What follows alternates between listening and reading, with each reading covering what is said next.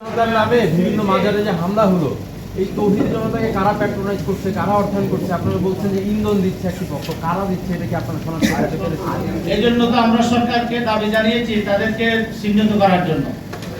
আপনারা একটা ফ্যাসিলিটি একটা শব্দ দিয়েছেন, বাক্য গঠন করেছেন যে বাধাহীনভাবে এই সরকারের আমলে মত সন্ত্রাস হচ্ছে, কিন্তু আমরা বিগত সরকারের সময় যে বাধাহীনভাবে যে মত সন্ত্রাস দেখেছি মাজারগুলোতে, আমরা কিন্তু বলতে পারবো এই মাজারগুলোতে হয়েছে, কিন্তু বাধাহীনভাবে এই সরকারের আমলে কোন মাজারে কোথায় হামলা হয়েছে যদি সংশ্লিষ্ট করে বলতেন তাহলে আমাদের জন্য উপকৃত হয়েছে।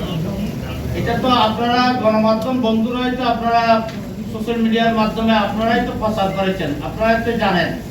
বিশেষ করে আমি উল্লেখ করতে পারি ঢাকার প্রায় 400 বছর আগের মাজার হযরতে শাহ আলী বগদাদীর মাজার, এটা সারা দেশে সবার পরিচিত। এই মাজারে যে গত মে মাসে হামলা হলো সেটা তো আপনারাই প্রচার করেছেন।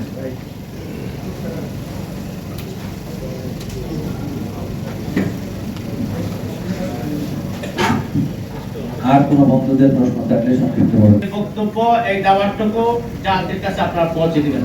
ধন্যবাদ সবাই।